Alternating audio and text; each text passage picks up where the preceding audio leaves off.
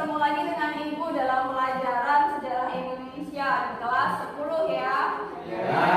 Oke, nah sebelum kita memulai kegiatan pembelajaran pagi ini, ada baiknya kita berdoa terlebih dahulu. Seperti biasa, Ibu meminta bantuan kepada ketua kelasnya untuk memimpin teman-temannya berdoa terlebih dahulu.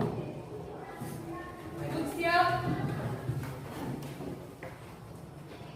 Berdoa mulai. Amin ya rabbal alamin. Pagi ini sedikit bercerita, perempuan biasanya bantuin orang tuanya masak di dapur, nemu yang namanya cengkeh. Ya, pernah lihat? Nah, biasanya cengkeh itu beraroma nggak, Nak? Ya. Wangi ya? Ya. Nah, ternyata cengkeh ini punya manfaat yang luar biasa. Di Indonesia banyak sekali nih tumbuh subur tumbuhan cengkeh ini. Ada nggak yang tahu manfaat cengkeh itu apa? Misalnya kamu memasak opor ayam tanpa menggunakan cengkeh, mungkin akan muncul rasa amis. Atau pernah makan gulai? Gulai kambing? Nah, ternyata pembuatan gulai itu juga menggunakan cengkeh untuk menghilangkan aroma bau kambing. Nah, selain untuk masakan, cengkeh ini ternyata juga bisa digunakan sebagai obat-obatan herbal. Artinya, cengkeh yang muncul di Indonesia banyak sekali berlimpah-limpah ini memiliki banyak sekali manfaat, baik untuk bahan makanan maupun untuk obat-obatan herbal gitu. Kalau kita berbicara tentang cengkeh, rempah-rempah, apa sih Nak yang muncul di pikiran kalian? Indonesia dengan rempah-rempahnya, apa yang muncul? Indonesia. Ya, Laila. Indonesia itu kayak akan sumber apa namanya? Kayak rempah-rempah gitu. Iya, Indonesia kaya akan sumber rempah-rempah. Ada lagi yang lain? Jawabannya sudah sangat bagus ya. Ada lagi yang lain. Apa sih hubungannya atau kaitannya rempah-rempah yang ada di Indonesia ini dengan sudut pandang atau kacamata dunia? Apa yang pernah terjadi di Indonesia? Ada yang ingat Indonesia ternyata dulu pernah dijajah? Ya. Apa sebabnya? Karena tertarik ya gitu. Karena bangsa luar tertarik dengan rempah-rempah Indonesia yang sangat kaya dan berlimpah. Iya, luar biasa sekali. Jadi benar jawaban si Dito bahwa bangsa-bangsa Eropa ini tertarik sekali untuk datang ke Indonesia mencari rempah-rempah yang banyak tumbuh atau banyak ditemukan di Indonesia. Katanya Indonesia merupakan sumber rempah-rempah begitu. Lalu untuk apa sih rempah-rempah di Eropa? Ada yang tahu nggak?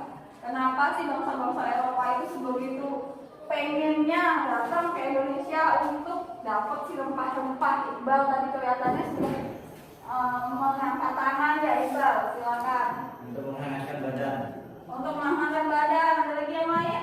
Untuk mengawetkan makanan. Untuk mengawetkan makanan, jawabannya bagus. Untuk komoditas ekspor. Oke, untuk komoditas ekspor, jawabannya luar biasa sekali. Ini materi yang diberikan di hari sebelumnya, pasti sudah dibaca semua nih. Sudah. Ya, luar biasa. Oke, jadi benar sekali jawabannya. Ada yang untuk menghangatkan badan. Apakah hanya cengkeh saja? Ternyata tidak. Rempah-rempah yang dicari tidak hanya cengkeh aja, Nak. Ada pala, ada merica. Nah, inilah sebagian yang digunakan mereka untuk menghangatkan badan di kala musim dingin. Kemudian untuk mengawetkan bahan makanan yang mereka punya. Nah, lalu untuk komoditas ekspor. Ternyata rempah-rempah ini memiliki harga jual yang sangat tinggi di pasar-pasar dunia. Gitu. Nah, inilah yang kemudian mendorong bangsa-bangsa Eropa ini untuk mencari sumber rempah-rempah di dunia. Tadi kita berbicara bagaimana sih bangsa-bangsa Eropa ini ternyata tertarik dengan hasil rempah-rempahnya Indonesia. Inilah yang kemudian menyebabkan terjadinya perkembangan penjelajahan bangsa Eropa di Indonesia.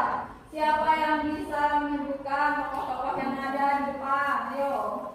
Ya, Krispo, silakan Krispo. Itu yang sebelah kanan yang di bagian atas itu Alfonso de Albuquerque dari Portugis.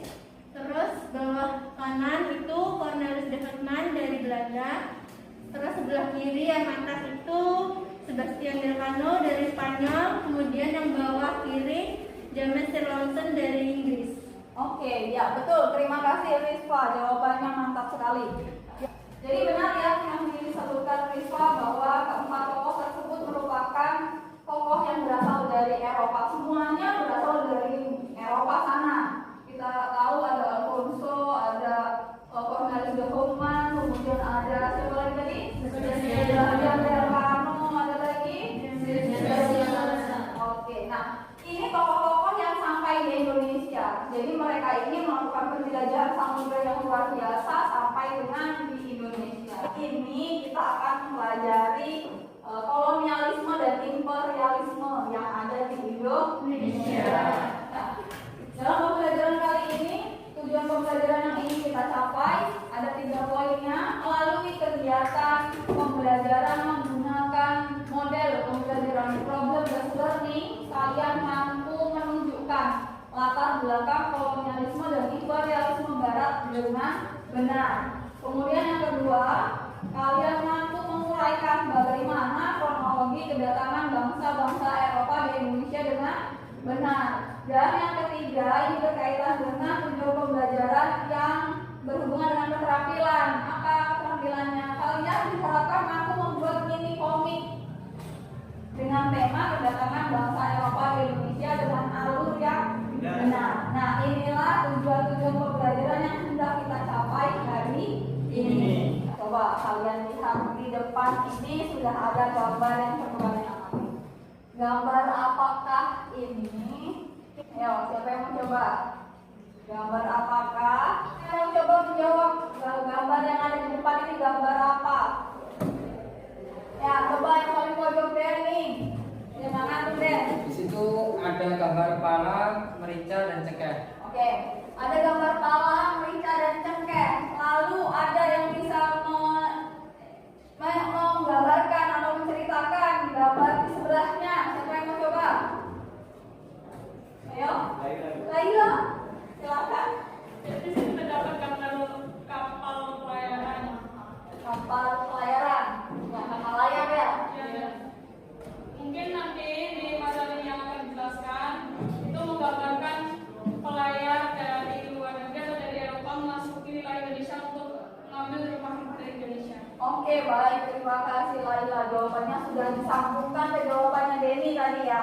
Tadi Denny menjelaskan, oh ternyata gambarnya merupakan gambar pala, cengkeh, dan merica yang kemudian dikaitkan dengan Laila. Ternyata gambar berikutnya itu gambar kapal layar yang digunakan untuk mencari si rempah-rempah yang ada di gambar sebelumnya. Oke, terima kasih untuk Denny dan Laila yang sudah menjawab. Pertanyaan besarnya, mengapa bangsa-bangsa Eropa ini berlayar sebegitu hebatnya lah ya. Perjuangannya luar biasa untuk mengarungi sebuah samudra. Mengapa tujuannya ke Indonesia? Ada yang sudah tahu? Ya Laila? Kalau menurut Laila karena iklim di negara Eropa dan negara Indonesia itu berbeda. Di Indonesia iklimnya tropis dan di negara Eropa tidak. Jadi di iklim tropis itu menyebabkan tanah Indonesia itu subur dan banyak tumbuh rempah-rempah. Oh iya betul, Laila terima kasih. Jadi gitu. Di Eropa kalau berbicara tentang iklim benar, iklim di Indonesia dengan di Eropa pasti sudah sangat berbeda. Inilah yang kemudian menyebabkan tingkat kesuburan tanah juga yang berbeda. Nah, rempah-rempah ini ternyata tidak bisa tumbuh subur di daerah-daerah Eropa yang memiliki iklim lebih dingin ketimbang di Indonesia yang iklimnya tropis. Nah, tapi nak jangan sampai lupa bahwa di Eropa ini adalah sebuah kota yang memiliki peran penting dalam perdagangan dunia. Ada yang tahu kota apa itu? Ya, Iqbal? Kota Konstantinopel. Betul. Kota Konstantinopel ini merupakan sebuah kota yang merupakan ibu kota dari Bizantium, bagian dari Kekaisaran Romawi. Nah, lalu kenapa di Eropa ini ada kota Konstantinopel sebagai pusatnya perdagangan dunia yang juga menjual rempah-rempah ini? Namun bangsa-bangsa Eropa akhirnya melakukan penjelajahan. Apa yang terjadi? Singkatnya, ternyata kota Konstantinopel ini jatuh ke tangan Turki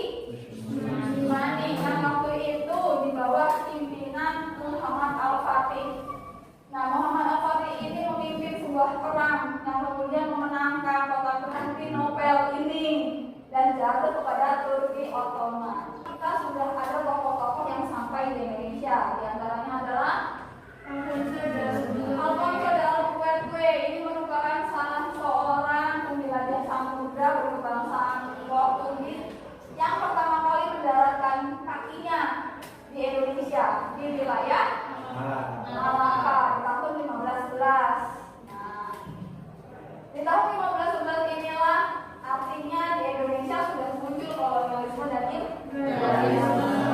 Oke, Ibu sampai ke kolonialisme dan imperialisme.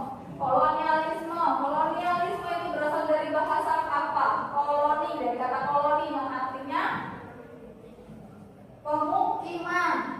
Nah, sehingga kolonialisme ini dapat diartikan sebagai usaha suatu negara untuk menguasai wilayah atau daerah tertentu untuk mengambil sumber daya alam yang ada.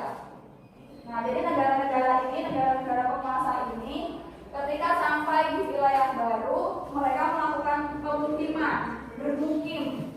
Yang lambat laun mereka menguasai wilayah itu beserta dengan sumber daya alam yang ada. Imperialisme ini berasal dari kata imperial yang artinya pemerintah.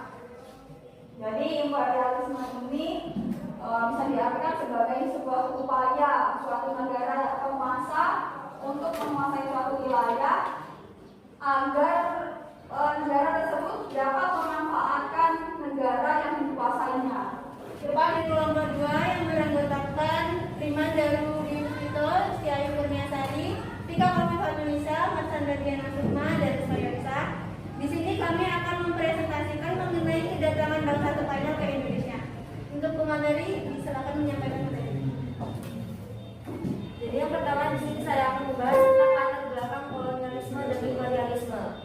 Ditandai dengan yang pertama runtuhnya kekaisaran Romawi, dan yang kedua yaitu terjadinya perang salib, dan yang ketiga jatuhnya Konstantinopel ke tangan Turki, dan yang terakhir yaitu keinginan bangsa Eropa untuk mencari 3G, yaitu God, Glory, dan Gospel. Selanjutnya yaitu masuknya bangsa Spanyol ke Indonesia. Jadi bangsa Spanyol itu datang ke Indonesia urutan kedua. Ekspedisi bangsa Spanyol yaitu di bawah pimpinan Magellan pada tanggal 7 April 1521 yang telah sampai di Pulau Cebu. Rombongan ini diterima baik oleh Raja Cebu sebab pada waktu itu Cebu sedang bermusuhan dengan Malta. Persekutuan dengan Cebu ini harus dibayar mahal oleh Spanyol sebab pada saat peperangan Magellan terbunuh. Dengan meninggalnya Magellan, ekspedisi bangsa Spanyol di bawah pimpinan Sebastian Elcano melanjutkan usahanya untuk menemukan daerah asal rempah-rempah. Dengan melewati kepulauan Cagayan dan Mindanao, akhirnya bangsa Spanyol ini sampai di Maluku pada tahun 1521. Kedatangan bangsa Spanyol di Maluku diterima baik oleh Sultan Tidore yang saat itu sedang bermusuhan dengan Portugis. Sebaliknya, kedatangan Spanyol di Maluku bagi Portugis merupakan suatu pelanggaran atas hak, yaitu hak monopoli. Oleh karena itu, timbullah persaingan antara Portugis dan Spanyol. Sebelum terjadi perang besar, akhirnya diadakan perjanjian yang disebut dengan Perjanjian Saragossa. Baik, selanjutnya kami buka sesi tanya jawab. Apakah ada yang ingin bertanya? Alasan dibuatnya perjanjian Saragossa.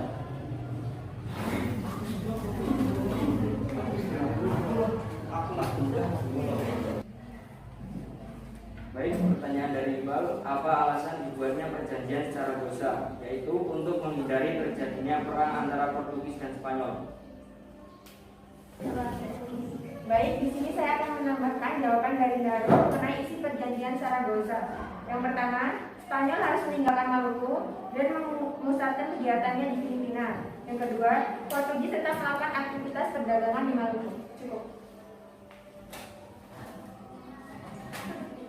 Baik, apakah ada yang ingin bertanya lagi? Tidak.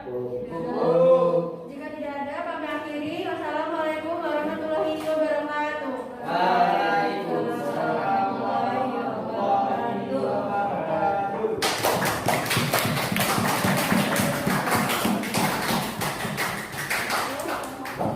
Kegiatan diskusi yang kita lakukan hari ini, apa sih kesimpulan dari pembelajaran pada hari ini? Siapa yang mau coba menjawab apa kesimpulan pembelajaran kita di hari ini?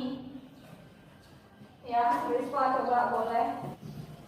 Jadi kesimpulannya yaitu kolonialisme dan imperialisme itu berarti penjajahan bangsa Eropa terhadap rempah-rempah yang pada akhirnya membawa bangsa-bangsa Eropa tersebut sampai ke Nusantara. Ya, jadi terima kasih Rizwa sudah menyimpulkan kegiatan pembelajaran pada hari ini. Saya tambahkan sedikit. Selain kolonialisme ini terjadi karena ketertarikan bangsa-bangsa Eropa terhadap rempah-rempah yang pada akhirnya membawa bangsa-bangsa Eropa sampai ke Nusantara, ternyata dari sinilah kita bisa tahu kekayaan alam Nusantara kita. Nah, inilah yang seharusnya menjadi tambahan rasa cinta tanah air kita terhadap negara kita. Ternyata negara kita ini memiliki kekayaan yang sangat luar biasa dan memikat perhatian bangsa-bangsa Eropa, bangsa-bangsa di dunia. Mereka jauh-jauh melakukan penjelajahan samudera hingga sampai di Indonesia hanya untuk sekedar mengambil sumber daya alam Indonesia yang berupa rempah-rempah. Nah, mungkin inilah kesimpulan kita dari pembelajaran pada pagi hari ini. Semoga dengan kita mempelajari kolonialisme dan imperialisme ini ada titik balik yang kita harus bangga. Indonesia ini punya sumber daya alam yang tidak dimiliki bangsa lain. Nah, inilah yang harus kita pertahankan, kita kembangkan sebagai generasi penerus bangsa. Pembelajaran hari ini mungkin cukup sekian, namun ada tugas tambahan yang berkaitan dengan tujuan pembelajaran kita yang ketiga. Apa? Membuat mini komik. Kita mengerjakannya di rumah secara berkelompok dan nanti di pertemuan berikutnya tugas itu akan kita kumpulkan, gitu ya. Sampai di sini ada yang mau ditanyakan? Cukup? Ya, oke. Mudah-mudahan apa yang kita pelajari hari ini menambah wawasan hasanah ilmu pengetahuan kita dan kecintaan kita terhadap bangsa. Kalau tadi kita memulainya dengan berdoa, mari kita tutup juga dengan berdoa terlebih dahulu. Silakan ketua kelasnya memimpin doa teman-teman. Duduk, siap. Doa mulai. Terima kasih, Ibu tutup dan Ibu akhiri. Wassalamualaikum warahmatullahi wabarakatuh.